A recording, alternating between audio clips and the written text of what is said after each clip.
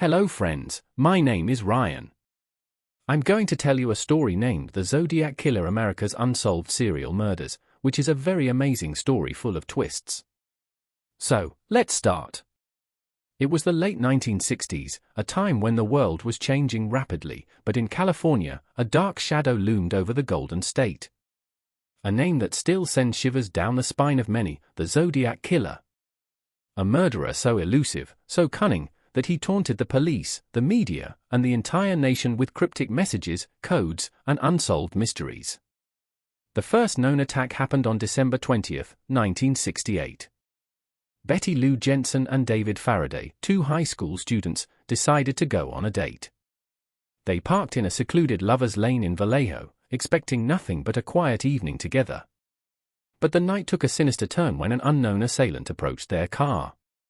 Without any warning, he shot David in the head and chased Betty Lou down, firing 5 bullets into her back. The police arrived to a gruesome scene, but no clues, no suspects, and no motive. The killer wasn't done. Just months later, on July 4, 1969, another couple, Dolleen Ferrin and Mike Mago, were enjoying a late-night drive when a car pulled up behind them. A man with a flashlight approached, and within seconds, gunfire erupted. Dolleen was killed instantly, but miraculously, Mike survived, albeit severely wounded. He provided a description: heavy-set, short brown hair, but it led nowhere. Then, something chilling happened. The Vallejo Police Department received a call. A calm yet eerie voice confessed, "I killed those kids last year. I also killed the girl tonight." The line went dead. It was only the beginning. Soon after, newspapers received bizarre letters, filled with taunting words and ciphers, coded messages that claimed to reveal the killer's identity. "This is the Zodiac speaking," the letters read. The media erupted. Headlines screamed of a deranged killer who wanted to play games with the police.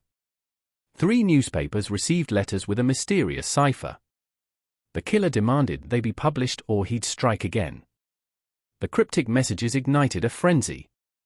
Experts, amateur detectives, and even code breakers struggled to decipher them.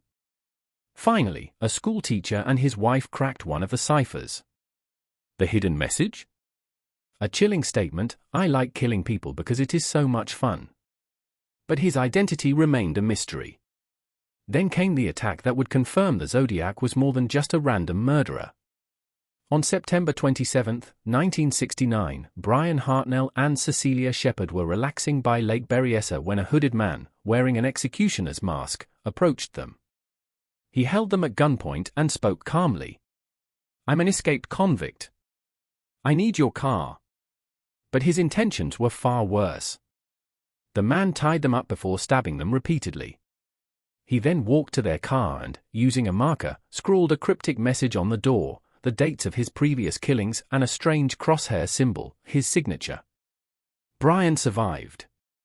Cecilia did not. But the Zodiac wasn't finished. Just weeks later, on October 11, 1969, a taxi driver named Paul Stein picked up a passenger in San Francisco. As they reached the destination, the passenger shot Paul in the head, took a piece of his bloody shirt, and disappeared into the night.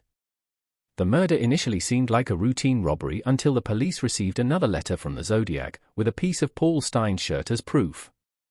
He mocked the police, bragged about his kill, and hinted at future plans. The city was in panic. The Zodiac's letters became even more bizarre. He claimed to have killed dozens more. He threatened school buses, saying he'd shoot the tires and pick off the kids as they come bouncing out. Parents were terrified. Police patrols increased. But despite the massive manhunt, the killer remained a ghost. Years passed. The letters kept coming, each more taunting than the last. Some included intricate codes, others had strange symbols, even references to pop culture. He seemed to enjoy watching the public struggle to decode his messages. But then, silence. The letters stopped. The killings stopped. The Zodiac faded into history, but his legend remained. Over the years, numerous suspects were investigated. The most infamous? Arthur Lee Allen, a man with a troubled past, a fascination with cryptography, and a connection to the Zodiac's letters. But despite circumstantial evidence, nothing concrete tied him to the murders.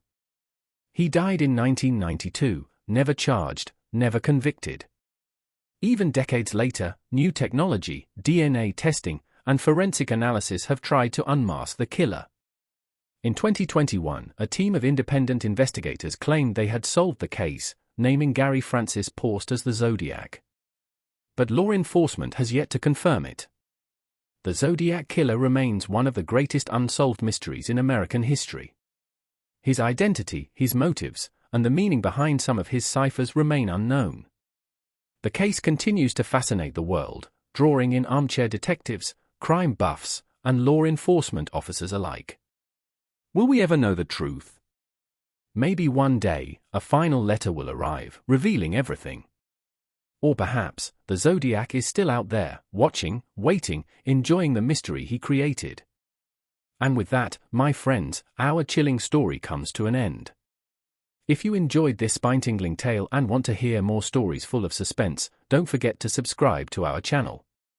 Until next time, stay safe, and beware of the shadows in the night.